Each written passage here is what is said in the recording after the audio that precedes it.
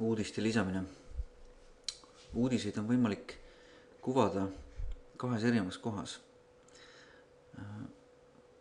Vasakpoolses või siis olenevalt templiidist parempoolses veerus, ise me nimetame seda miniuudisteks, või sisulehel eraldi suurelt on võimalik kuvada ka nimekirja uudistest. Räägime antud juhul siin vasakul menüüs või vasakul veerus olevatest miniuudistest. Uue uudise lisamiseks võtame siit uudiste kõrvalt pliiatsi ja valime uudiste haldus.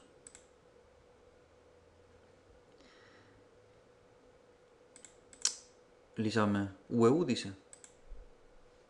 Paneme ta näiteks pealkirja.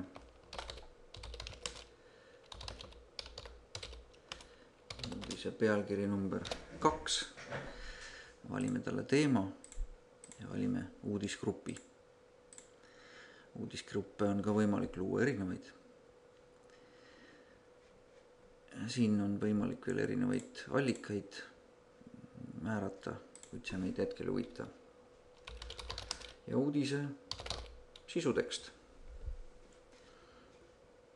Nii, ja salvestame. Ja on näha, et tekkis meile uus uudis juurde.